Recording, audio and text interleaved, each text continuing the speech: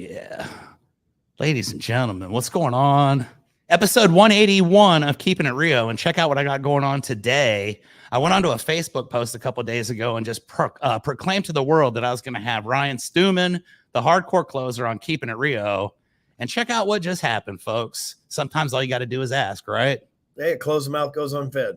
That's right. So, Mr. Stewman, sir, thank you for being here. We just met like 5 seconds ago, and I told you I'm a huge mark and all that stuff, and got all that little stuff out of the way before we hit record. But if there's anybody watching this that doesn't know who you are, which there might be like 2 or 3, tell them a little bit about who you are, and then we're going to kind of dig into some pretty good stuff. Yeah, man. I'm just a regular guy that's made a lot of mistakes, and I guess the key to making a lot of mistakes is learning from them. So I've got a lot of wisdom because I've done a lot of dumb shit in my lifetime. I was adopted at age 7, sold drugs by the time I was 13, in prison by the time I was 19, back in prison again at 26, been divorced a few times, made a little money, lost a little money, made some more money, lost it again, made it, lost it again. I've run the gamut of this ups and downs of roller coaster of entrepreneurialism, because most people don't consider it entrepreneurism, but selling drugs is starting your own business too. So since I was 13, but nowadays I've been married for 10 years. I've got 4 amazing kids. I run a few businesses, and I'm in charge of a few head of cattle, and get to keep it real with the entire world, I guess, so I'm very blessed at this point. And if I had to do it all over again, I wouldn't do fucking anything different. That's so many people are always like, oh, I wouldn't have started selling drugs, or I wouldn't have made this mistake. But without those mistakes, I wouldn't be the man that I am today. And I don't have like this big ego or anything like that, but I'm happy with Ryan, So that's the most important thing right there. And I absolutely love it. Like I said, I have followed you for many years. I've read all your books. I've listened to every episode of your podcast, and it was one of the key factors for me starting mine. So it was a long time coming, and I really appreciate that. There were a lot of road trips I took from Texas to Ohio, and I would listen to like 15 episodes during my time there, and that was good, man. You stopped me from falling asleep at the wheel and driving off the side of the road and doing all that. So lucky that I'm here today to thank you for it, and I appreciate that. We talk about making mistakes, okay? I made a shit ton of mistakes in my life too. I'm 46 years old. I live here in San Antonio, and I have a roofing business. And the funny thing about my roofing business is I bought this with a couple partners in 2019, 5 years ago. And I had never been to San Antonio before in my entire life. I've been in the roofing industry 20 years at that point. And these guys just approached me and said, hey, dude, let's build this thing up. Let's buy this company. You want to go down there and run it? And I said, yeah, let's go. So I moved, I've done this throughout the course of my life. I've relocated to North Carolina one time to open a roofing supply company randomly. I moved to Texas one day because I was just in the mood, and I showed up in Texas. Ended up selling roofs for 10 years down in College Station, and I got this opportunity. And we kind of went through the gamut, like you say, with the business as well. I think every possible thing that I could screw up, I did. I don't believe that I was ready. Yeah, I wasn't ready mentally for what was going there. And ultimately, the whole thing freaking imploded. And what is interesting about me is I don't like when things implode, and I don't like sad endings. So I found a way to come back from all that, and I purchased the company for a second time. I'm the only dude in the world that's resurrected a dead company twice, the same one. But I did that this past year, and everything's been going really well. Started to network out a little bit, but that experience I had, man, I had some partners that were great friends of mine and still are, but they kind of had a little bit of a situation, and being the person in the middle of a 3-person partnership, if two of the 3 don't like each other, it gets kind of bad. So I had to relocate, and I went down to Florida last year. I got to do some stuff consulting, and kind of like your deal. I was helping some younger people achieve a little bit of sales success, maybe believe in themselves a little more. And here I am now. I got Rio Blanco Roofing in San Antonio again. And this time I'm going to do it completely different. I'm not looking to grow this to be a huge deal like I did before. I was trying to be the $50 or $100 million roofer that you are familiar with. There's a lot of those guys out there, but I think for me now at 46 years old, it's more about just being happy and enjoying life and doing podcasts and having guys like you on it. So definitely made some mistakes, and I've lived the hard life as far as that goes. And like you said, that's what makes our character and who we are. So, well, you know, Chuck, yeah, you're 46. I'll be 45 on Monday. And here's the reality. When you first start a business and you're not an MBA from Harvard or, you know, I'm a GED from Ohio, baby. Yeah, most of us are. Most of us are GEDs with ADHD. And you know, unless you're like Trump and you went to Wharton, or you're like Zuckerberg and you went to Harvard. And even those guys didn't know what they didn't know. They just had the connections and the money to do what they needed to do. You're going to learn some hard lessons. And in my opinion, two things. You're not a real entrepreneur until you lose it and get it back. You ain't shit. Anybody can come up and have some success. It's like, can you keep it? And that's the hard thing, because it's like a slippery hog, man. It just runs between your hands every chance that you get. You know, even when you're making tens of millions of dollars a year, there's the IRS with their handout, the unexpected bill with their handout, a different tax collect. Like when I bought this building, I realized I'm, you know, being taxed on the property tax, then the property inside the property tax, and then each business has its own little property tax. I mean, you know, you don't, now I know, but you don't know those things when you're going into it, because that's not a selling point for whoever's selling you whatever the fuck. Yeah, right. The dream doesn't include all those nightmares.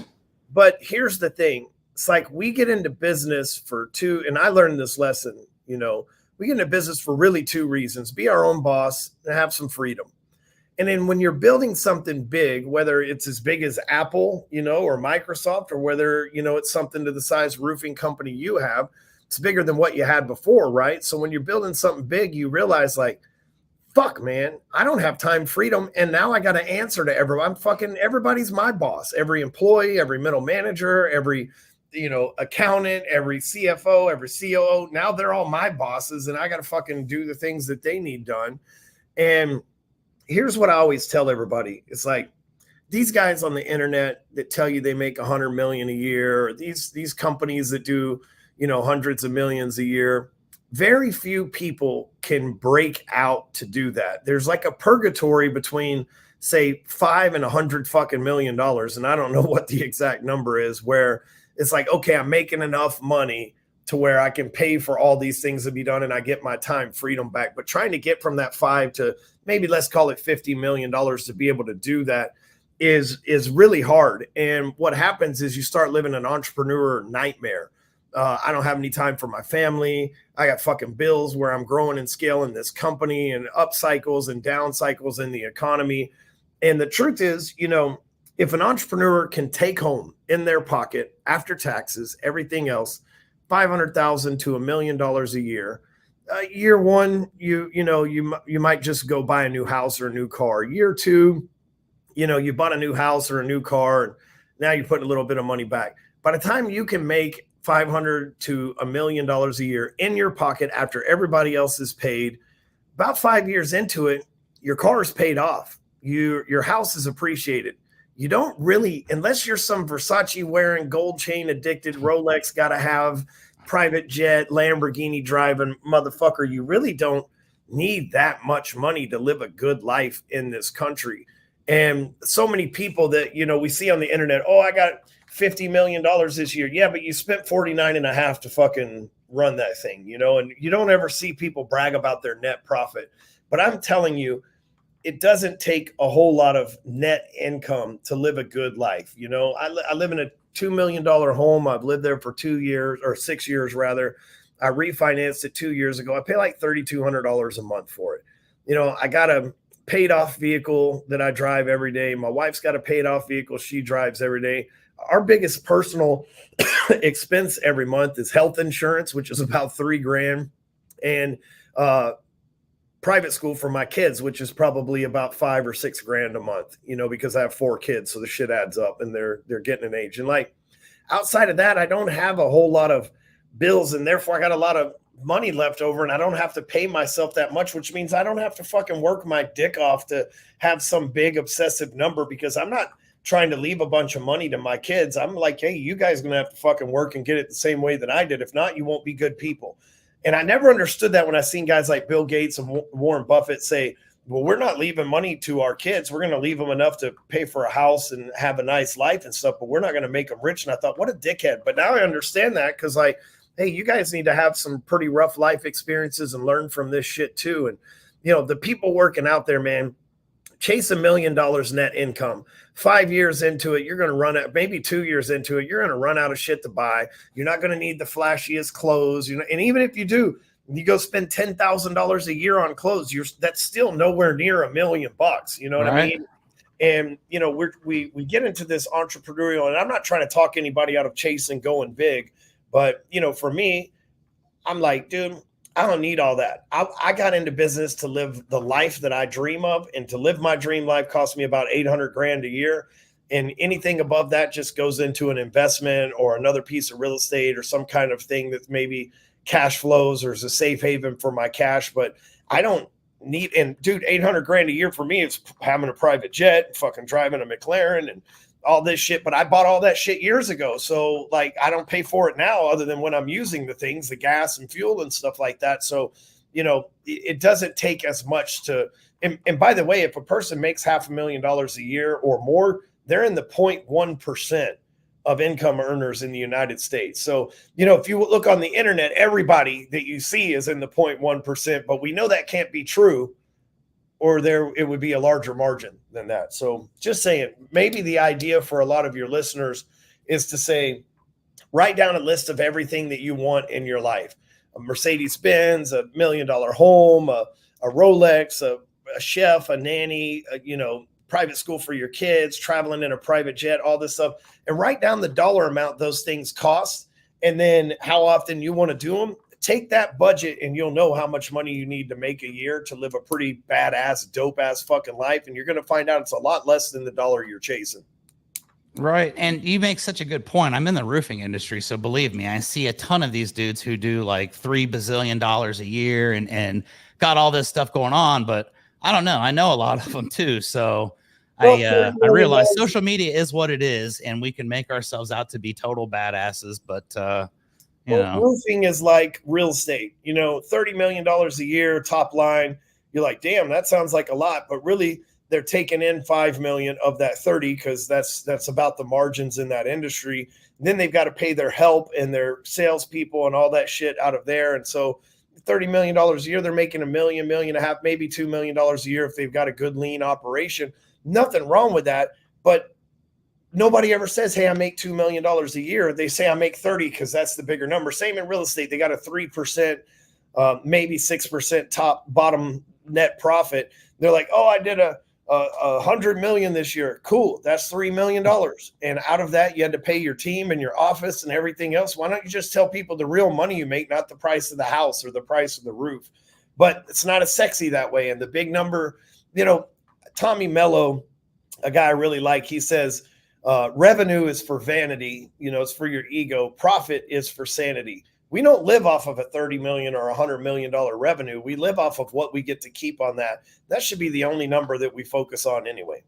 I agree 100% with that. And when I restarted the roofing company, that was my big thing. I want to find that sweet spot where I can live my life. I can enjoy what I'm doing. I want to do more podcasts. I started playing golf. I suck at it, but I started playing golf. That's what happens when you get to be in your 40s. I can't play basketball or anything like that anymore. Right. So I start playing golf, but I find out that's where all the people that do business like to hang out. So It's a terrific situation, getting a little bit older and wiser. And like I was saying, man, there are so many people in my industry that are also tied in with you and with Apex. And I know you just got this new building. You were just talking about it, and I keep looking at this logo behind you. So your big thing has always been personal development and helping people to become the best version of themselves. And, you know, hence the Apex program and all that. Tell me a little bit about it. Like, what kind of things do you focus on? I've got maybe 8 to 10 friends in the roofing industry that are going to your events constantly, that are there, that, you know, listen and see everything that you're doing and follow that. And they're doing amazing things in life. So as someone that's on the outside that hasn't made it into the Apex yet, tell me a little bit about what goes on in that room and some of the things you guys cover and how you help these people the way that you do. I'm pretty sure the biggest guys in roofing are all members of Apex at this point. I'm pretty sure the biggest 9-figure producers, and I even have a 10-figure producer in roofing are all in Apex. And I never fucking stepped foot on a roof in my life other than this building one time looking at the ACs. So, I'm not a roofer. I don't know anything about shingles and stuff, but what I do know is the mindset it takes to run a business and to overcome the force of average and the hurdles. I do know how to sell anything. I do know how to market and make offers for anything. And I know how to lead people. And so really that's what I teach. And we call it Apex because, we're chasing greatness, man. We want to become the greatest version of ourselves, the greatest business operator, the greatest marketer, the greatest sales leader, the greatest parent, the greatest spouse. And, most people get great in one or two areas of their life, but they don't live a well-rounded life and be great at everything. And most people never make it to the apex. The other day, I'm talking to this lady who climbed Mount Everest, tallest mountain in the world, obviously very famous mountain. And it took her 6 months. So she lived on this fucking mountain for 6 months. And you think about that, that's insane. First of all, like, you think, oh shit, I don't know, take you a couple of days, you get to the top if you can make it. 6 fucking months. And that was actually a pretty accelerated rate. And she said most people make it to base camp, which is just a few thousand feet above ground level for Mount Everest. And they tell you that they scaled Everest.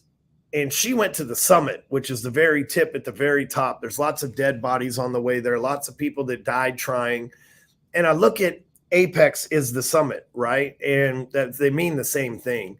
And most people in life, they make it to base camp and they settle. They become a decent business operator. They become a decent spouse, a decent parent, a decent friend.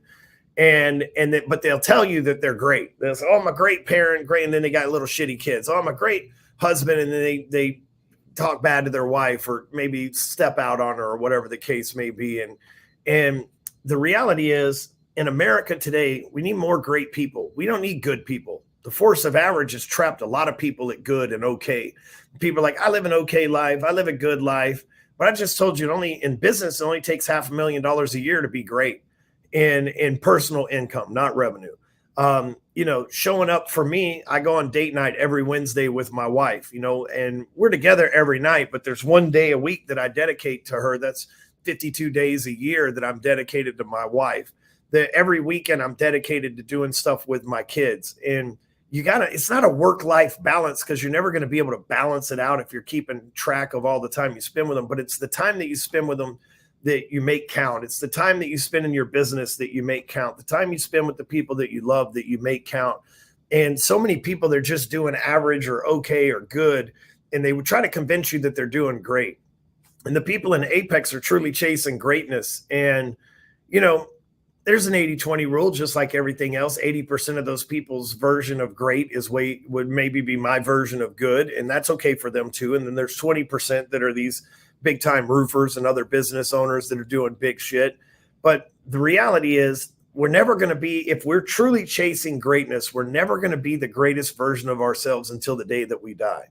And so I've made a lifelong commitment to just get 1% better a day, just chase greatness every day, learn one more lesson, one more rep in the gym, one more minute with my kids, one more kiss on the forehead of my daughter, one more hug to my sons, one more, session in bed with my wife, right? We're just trying to get one more little bit better every single day. And instead of trying to get rich in 90 days or get ripped in 90 days is how about I just keep getting better, a little bit better every day for the rest of my life and commit to that. And so, like I said in the beginning, I've had a lot of ups and downs. And so I wanted to help people that are going through ups and downs have more ups than downs. I wanted to help people avoid the downs because they're distracted or because they're thinking about quitting or because they get in a struggle and they act like people when the electricity goes out. It's like, well, I'll just sit here and wait for this to pass. It's like, no, we're chasing greatness. Let's get after it. And, over the years of being in this business, I started this. I've had a podcast since 2011, bro. I've done probably 3,000 podcast guest appearances. I've spoke on all these stages. I started a lot of the trends that you see on the internet. And I don't say that to like, hey, I have an ego or whatever, but I saw this shit coming before anybody else did, really.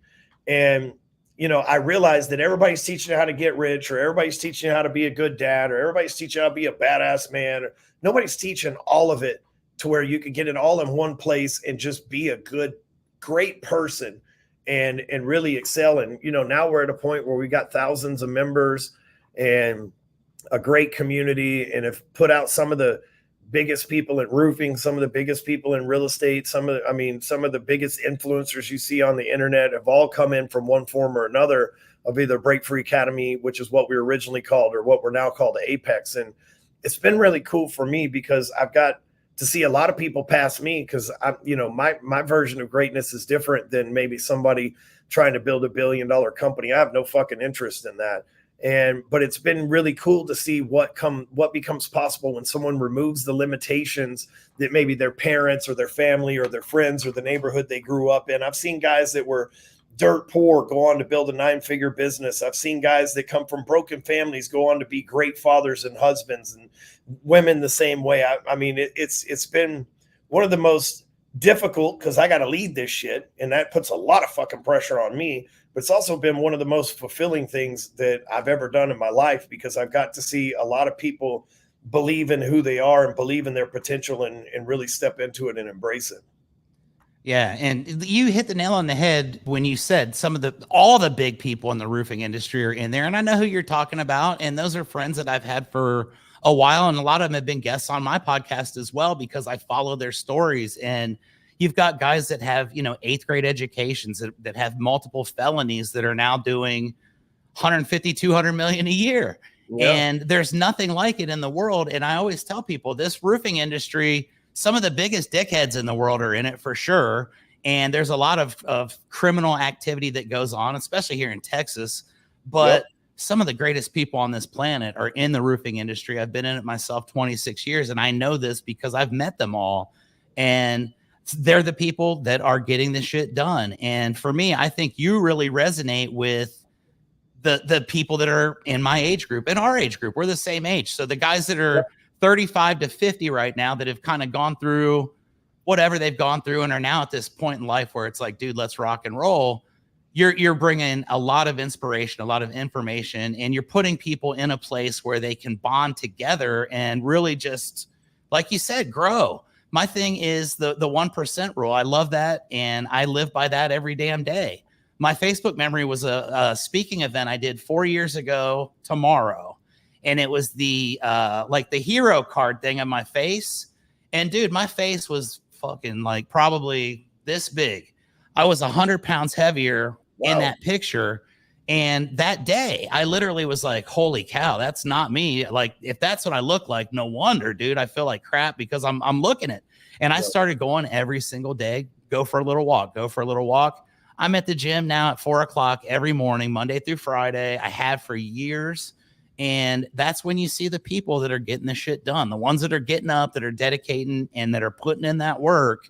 You know, I never expected I was going to get down to where I am, but a buddy of mine, a professional fighter over in Albuquerque, was talking about how dudes don't have visible 6-packs. And it's like, man, I'm 46 years old. I don't know if I can genetically do it, but got news for you, bro. I did it. You can genetically do it if you really work your ass off and you don't drink beers and you go to the gym and you eat like a normal human being. So that 1% and that 1% every day was something I got directly from you years ago. And again, I want to take the opportunity to thank you for that, because it's been a huge impact in my life.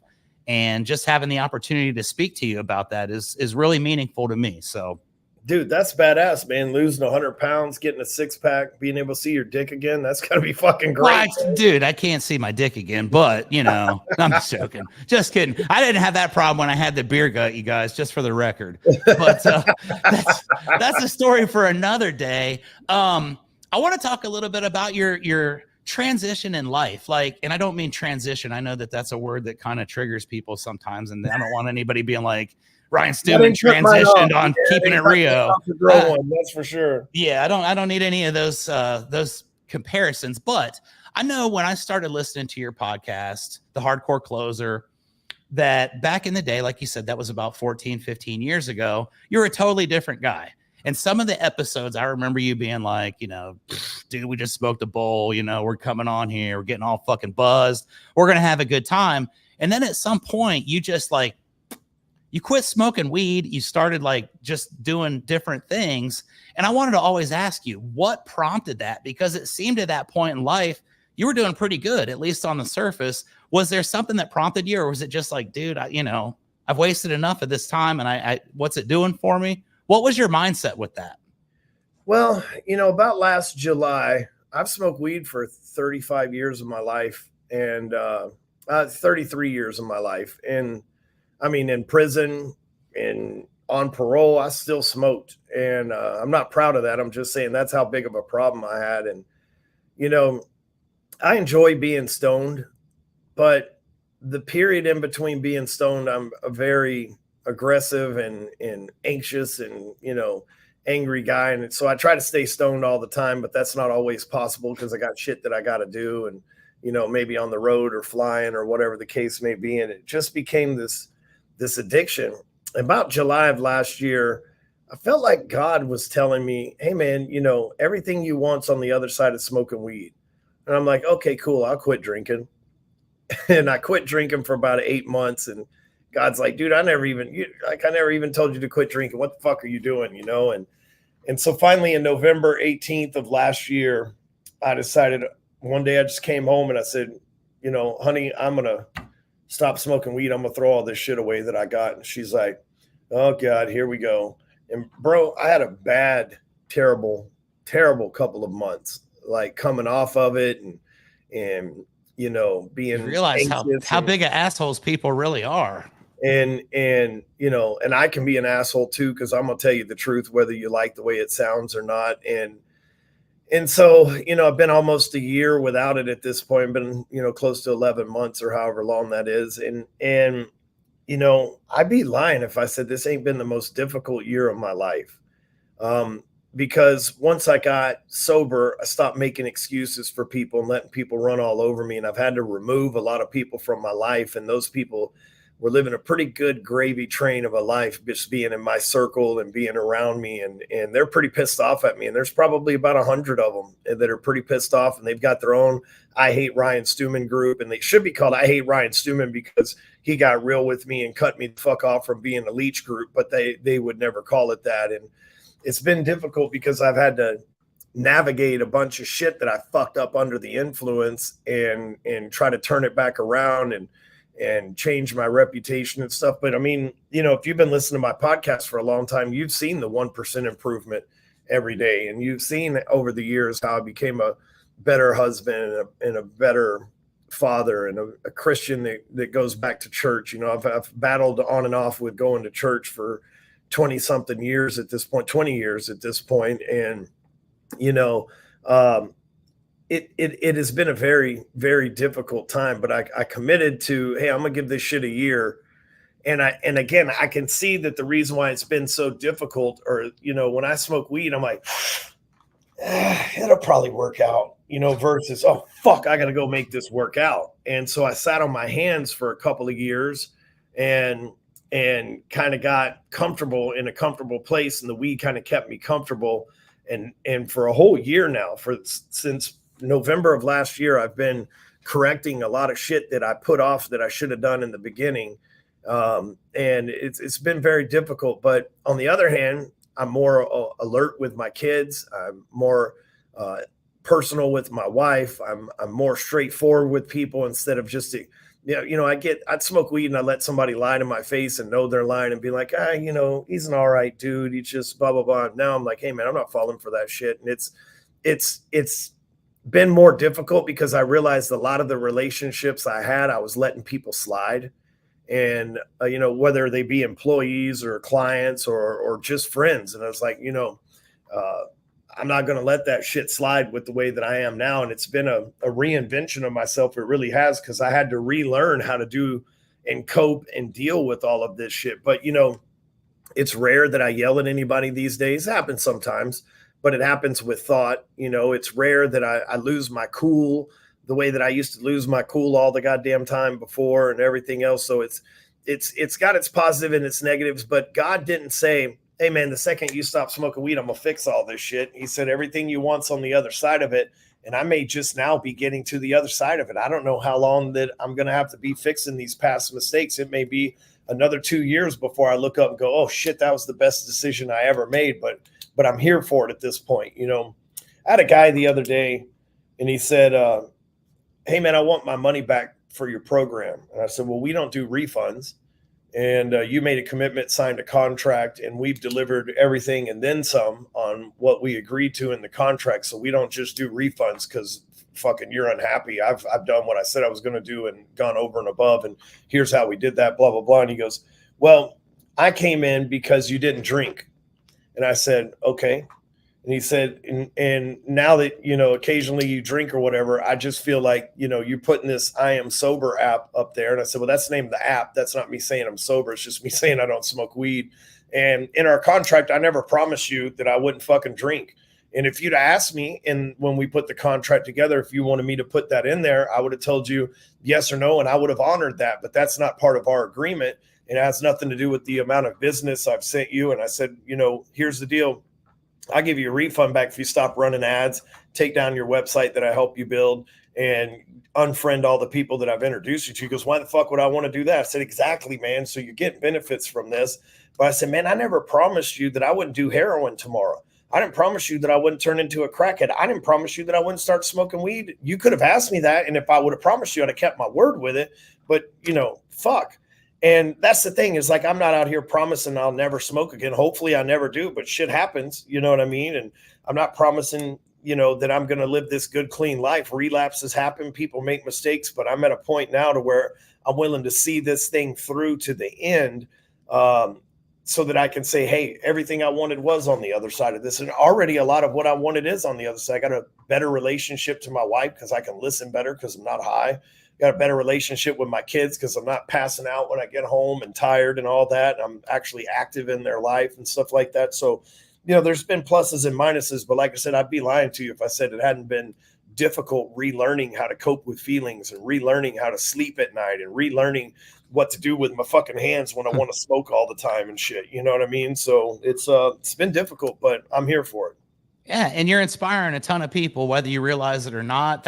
You do realize it, and you understand your position in this world, and you understand that you're helping people that are very vulnerable at certain stages. And you know, if they saw you firing up on TV or whatever, they'd say, "Well, shit, man, you know, I don't believe in it anymore." So I think leading by example is the greatest legacy that you're going to leave behind on the professional side.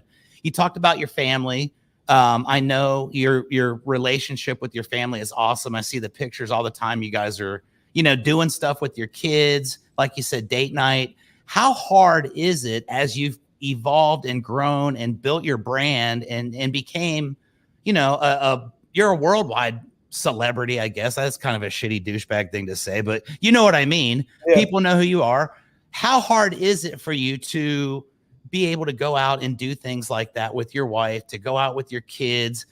In the neighborhood, obviously you're just Ryan, but when you go out here, it's like Stewman, dude. And I know how roofers are. They'd come up to you if you're taking a piss and ask you for a picture.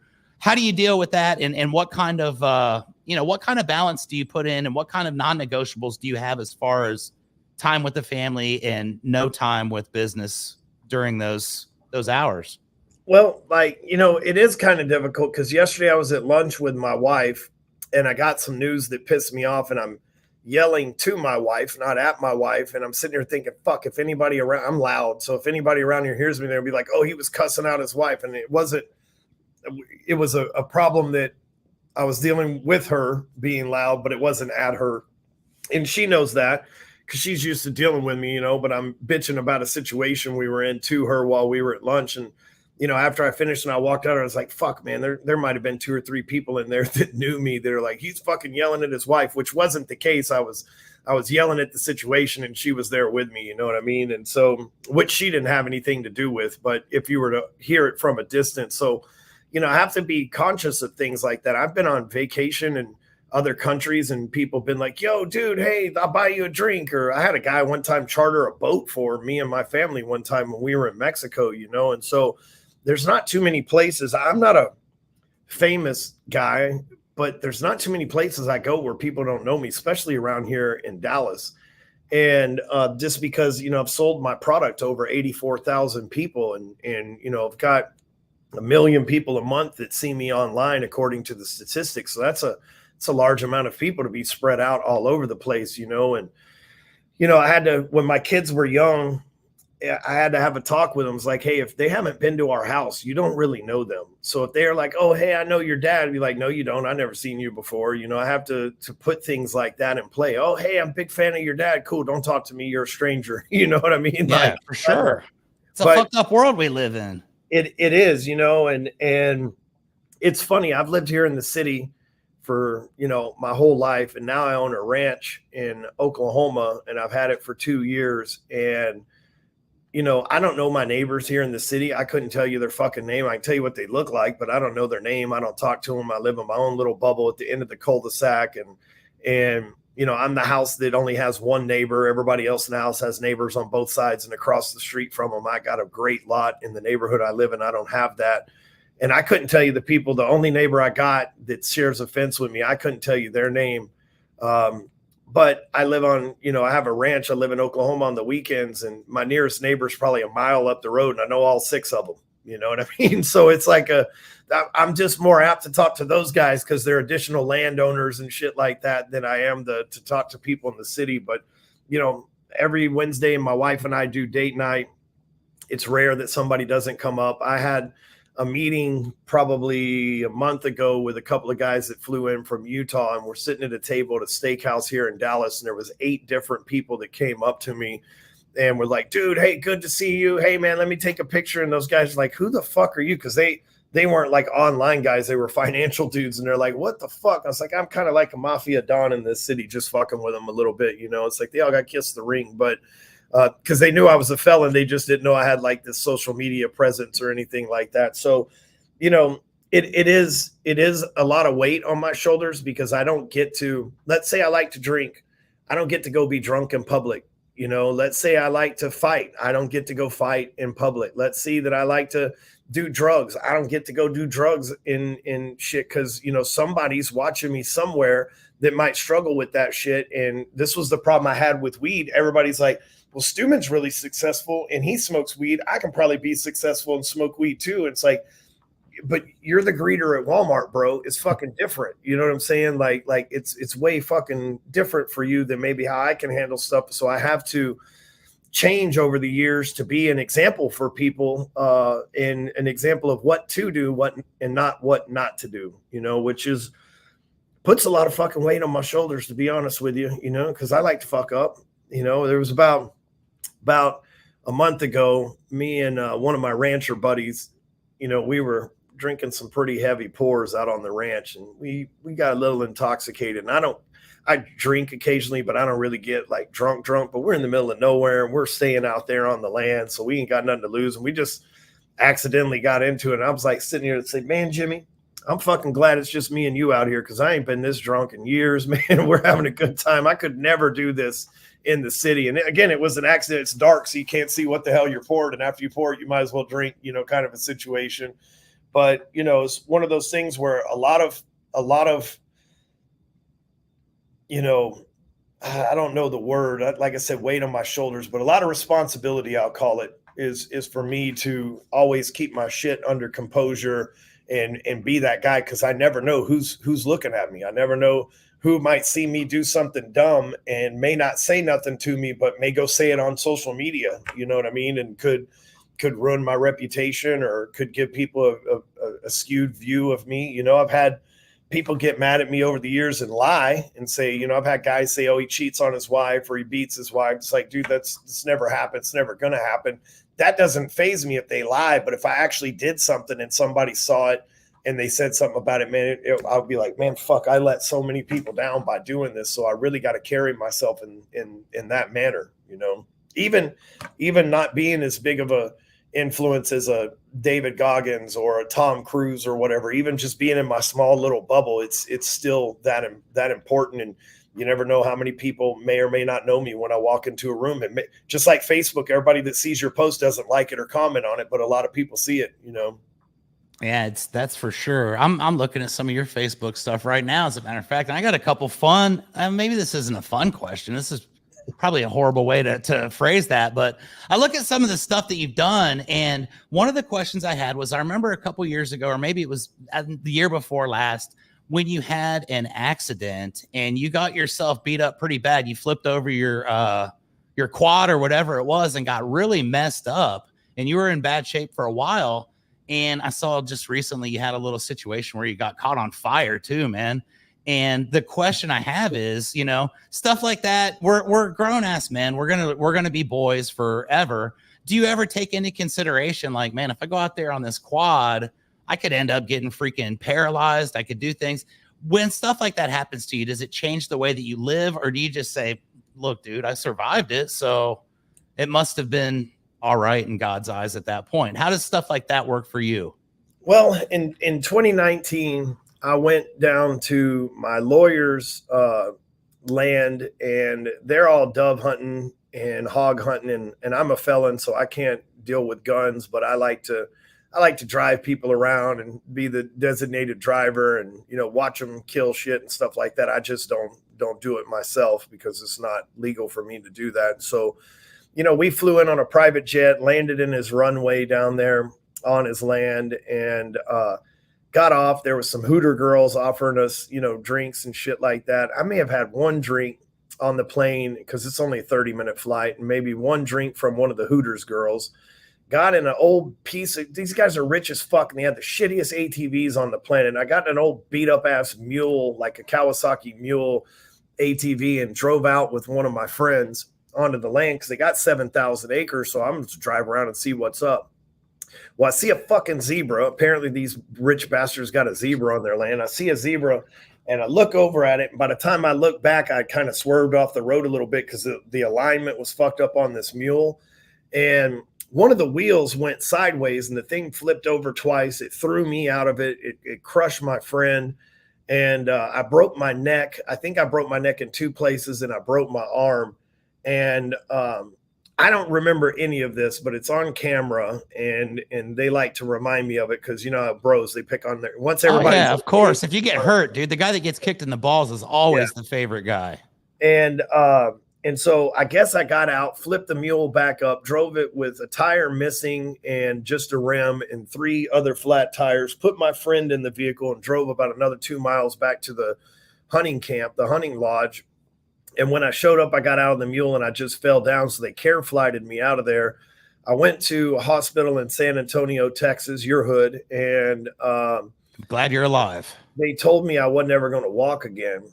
And they said, you've been in a CAT scan, you broke your C6 and C7 or whatever the fuck it was. And you ain't gonna be able to walk. Nobody walks after this. And I said, well, I'm gonna walk the fuck out of here. Look, my legs are moving, so it clearly works. And I walked enough to pick up the ATV and to drive it back because my friend was passed out from the accident. So I'm a walk. And I walked out of the hospital in my wearing a neck brace and all this other shit. A couple of days later, I go to the neurosurgeon or neurologist or whatever the fuck they're called. And I try not to pay much attention to doctors because they're usually wrong anyway. And so we learned that in 2020 really well. And the neurologist says, I never seen anybody break their neck that way and still be able to walk. He said, the fact that you've lifted weights for so long, your trap muscles and your neck muscles are so thick that when your bones broke, they didn't move like they do on most people, and they didn't land on a nerve. So if you'll lay in bed for the next 120 to 180 days, take it easy. Don't get behind the wheel of a car. Don't leave the house. Don't get out of bed other than to piss and take a shower and to eat, and don't trip, don't fall, don't get whiplash in a vehicle, none of that shit. Then this thing will heal up and you'll be able to walk. If you have one accident, you're liable to knock those bones loose onto one of those nerves and fuck you up for life. And so I had to lay in bed and run a business and run my family and everything for about 4 months. And with a neck brace on and a cast, it was one of the shittiest times of my life, to be honest with you, especially since the day before I went hunting, I ordered a McLaren 720 and it got delivered that Saturday. I came back to town that Sunday. I couldn't drive it for 6 months. And I had sent, my kids were big Dude Perfect fans. And so I sent, they're in Frisco, Texas, where I live. And I sent Dude Perfect an email about a week prior to that saying, hey, I have a Rolls Royce, 2 McLarens, and a Lamborghini. If you guys want to use them in your videos, my kids would love to meet you. And I'd love to let you drive my cars if you want them in one of your videos. That following week, they were like, yeah, bro, we'd love to come fucking pick up your cars and hang out with your kids and shit. So like, I couldn't get out of bed. So I missed the whole damn thing. And my kids got to go hang out with Dude Perfect. But my kids, they're so used to having cars and they know how everything works that my 3 sons were actually showing these guys how to operate these cars and shit, man. So just terrible timing. But, you know, I look back and I learned how to run a business from anywhere. I learned how to delegate, you know, roles to people in my company and not be such a control freak. And, you know, I probably got more rest than I've ever got in my life. So that felt good too. So it wasn't all bad, but you know, last weekend, 2 weekends ago, I spilled gas on me when I'm burning a fire and I slipped and fell in the fire, fucking got all over me and I'm burnt to shit in several places on my body. But, you know, just because, you know, both of those times I wasn't looking for trouble and shit just happens. And if we treat life like, you know, trouble's always around the corner and accidents happen. If I try to avoid that my entire life, I feel like it'd be a boring ass existence. The good news is I got to hang out for the second time on 7,000 acres in South Texas, having a good time in Catula. The good news is, you know, I got the acreage up in Oklahoma and occasionally you get hurt on the job out there working when you're a rancher. Some days you're the windshield, some days you're the bug, you know, so I'm not going to let it change who I am. I'm a fun loving guy. I like to do, you know, exciting shit. And I like to, you know, run it up and run the score up and push the limits and stuff. And, you know, if out of 45 years, 2 or 3 times I've been fucked up over that shit, then I got a pretty good run. I feel pretty safe about it, you know? Yeah, I agree. I do stupid things and I fall and hurt myself all the time. And it's like, I'm still standing, sort of. My hips hurt and I'm getting old, but I'm still standing. So I got a couple minutes and I got like 2 more questions I want to ask you. I definitely respect your time. And I know it's 10 till. You probably are very strict on your appointments. So Texas driver's license. I saw the other day you're having the same exact problem I am. I got a Texas driver's license that's expired. And this is the state of Texas. It's a huge state. I feel like there should not be a problem with renewing your driver's license when it expires, but mine's been expired for like 4 months now, and I can't even get into the DPS to do it. And I saw the other day you were having the same issue. So I want to ask, maybe we shouldn't be saying this publicly, but is your driver's license, have you been able to get it renewed through the state of Texas? Is everything good now? Obviously, neither one of us would drive illegally, but well, how's your experience been with that? I think it's been kind of shitty for me. Well, you know, the mine expires on Monday of next week, so I'm still good right now. When I was a kid, you just walked into the DMV and you sat down and they called the number, and now they've got all this technology and they're like, we don't have any appointments for 6 months. And I'm like, what the fuck, man? And so I set time aside Friday of this week to drive to a smaller county and walk in and get my license. So I'm hoping that works out. I don't like to break the law because of my past and I need to drive. So, but turns out the cops understand that problem. So if you have an appointment and you put it in your glove box and you can show them that you got an appointment, they're pretty lenient on that stuff. But you used to, I would just go to the motor vehicle website and enter my driver's license information and they would renew it for a couple bucks and send me one in the mail. And I guess they don't do that anymore either, which is fucking weird. You know what I mean? And so maybe right now everybody's trying to rush to get a license to make sure that they're a registered voter because of the way our voting laws work in the state, you got to have a valid ID. Maybe the system's just run by government idiots, which is probably more likely. But I'm going to go up to Gainesville, Texas, and go to the DPS there and get my license. And there's a lot less people in Cook County than there is in Collin County. Collin County, Dallas County, Bexar County, where you're at, they're big areas. And turns out like 50% or more of those appointments aren't met every day anyway. But I don't want to go in there and sit around all day, wait until a time slot that comes open. So I'm just going to wake up first thing in the morning, go to Gainesville, get my license, and drive back. It's about a hour, maybe 50 minutes to an hour from here. So, you know, hopefully it'd be a 3.5 hour ordeal and I got it over and done. So That's the way to do it right there. I need to go find myself a small little county and do that, because I feel like I've let myself down. I've been Yeah. driving dirty for like months, but I've been in court for it many times also. So what can you do? Yeah. We're coming up on the hour. The question, the last You thing. can go out there and there's plenty of small counties around you. So you just go, smaller county or two over and you'll be good.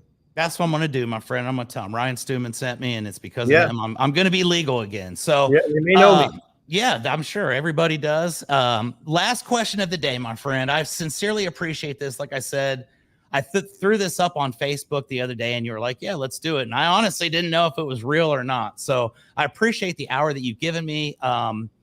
Anybody that's watching this, a lot of my people are a part of your program, like you said. If there's someone that's watching right now that's maybe struggling or maybe wants to get themselves in a better place in life, they see this episode and they say, man, this guy seems pretty cool. Tell me a little bit about how I can get into Apex. What's a good way for people that are watching to, get into your programs, maybe learn a little bit from you, maybe help improve their lives a little bit? What are the best ways to go about doing that? We have an application process with Apex, and so you can go to jointheapex.com and then click on programs and apply through there. And then one of my guys will reach out and do an interview with you and all that good stuff, But the key is, if you're in the struggle right now, which a lot of people are, the key is just don't quit, because everybody who quits right now, when the economy does turn back around, when life gets good again, like it was just a couple of years ago, everybody who quits now is going to have to start all over from scratch. Those of us that kept pushing, those of us that grinned and bared it, and all the things that we got to do right now, we're going to be light years ahead of everybody that gave up. So, my big advice for everybody would be not to fucking give up. Just deal with the pain.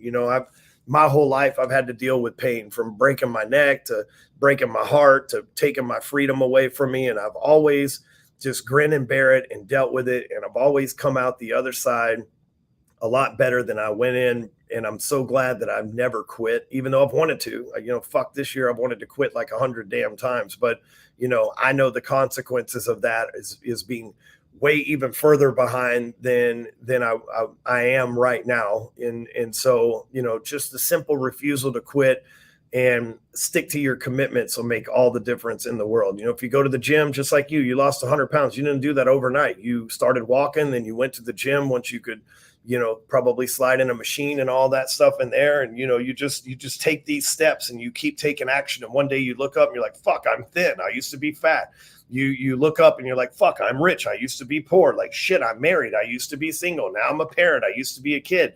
It's just things that you don't quit and you stay committed. And, I'm sure there was a part in your life, Chuck, where you didn't feel like you were losing weight because you shave in front of the mirror every day. And then you run into a friend you hadn't seen in 3 or 4 months. He's like, damn, Chuck, you're looking good, dude. You're losing some weight. And you're like, oh, fuck, man. I needed that reminder, because I was just about to go fucking eat 10 sandwiches and 10 Butterfingers and drink 10 beers and say, fuck this shit, because I'm not seeing any results. And that's the thing, is we're here every day looking at ourselves in the mirror. We're here every day going into the office. We're here every day in the struggle. And we feel like we're not making progress because 1% a day is not noticeable. But after 100 days, 100% is noticeable. After 365 days, 365% is noticeable. After 6 years, 10 years, 3,000% is noticeable. And you're like, oh shit, I'm a changed person. I'm better because I committed to something and didn't quit. So that would be the best advice that I have for people, whether they apply to be in Apex or not, is just stay committed to what you're committed to. If you quit roofing right now, when roofing's the big deal again, or if you quit solar right now when solar's the big deal again, or if you quit real estate right now, you're going to have to start all over. Whereas you could have just went through it, dealt with the pain, and then been light years ahead of everybody who's starting all over from scratch again.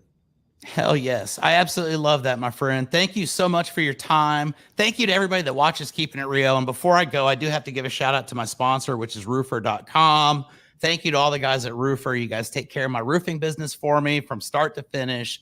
If anybody in the roofing world doesn't know about Roofer, I don't know why you're watching this, because that's all I talk about on my show. So Ryan Stewman, it has been an absolute honor talking to you today. I'm going to make my way to Frisco, and one day I'm going to somehow get into the door at the Apex. I'm going to shake your hand in person and remind you about this episode. But it means a lot to me because, like I said, there was a lot of personal a lot of personal growth that went on in my car, and your podcast had a lot to do with that over the years. So thank you for that, my friend. Thank you for your time. I'm going to get you out 2 minutes before your next meeting so you can go get you a drink and take a nap. Until next time, everybody, keeping it Rio, or I should say, keep on keeping it Rio. That's my corny ass tagline that we end it with.